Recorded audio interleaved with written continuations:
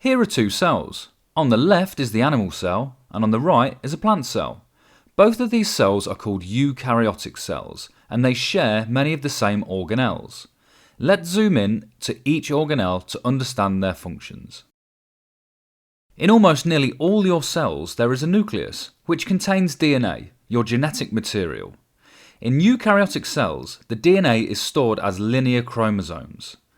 Different organisms have a different number of chromosomes. For example, humans have 23 pairs of chromosomes, a fruit fly has 4 pairs, a rice plant has 12 pairs, and a dog has 39 pairs.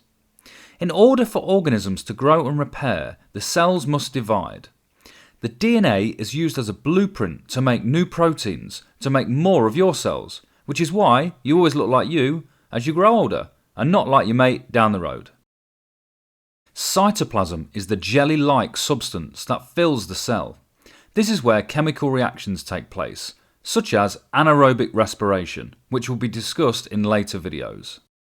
A cell membrane is a semi-permeable barrier that surrounds the cell. Semi-permeable means it lets some things in and some things out, like oxygen and carbon dioxide. Because it's semi-permeable, this states that some things cannot get in or out, like large molecules such as glycogen or proteins, which again will be discussed in more detail in later videos. Mitochondria are considered the powerhouse of the cell. This means that it releases energy.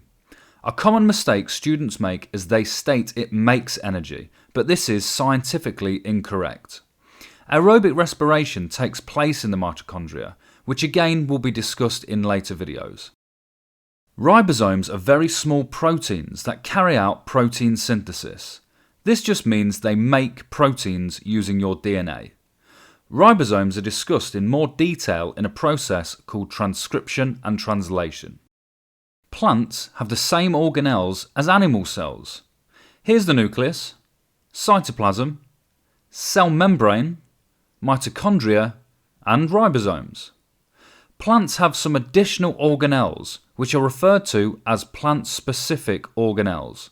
Let's zoom in and take a look. Chloroplasts are the small green organelles. This is where photosynthesis takes place.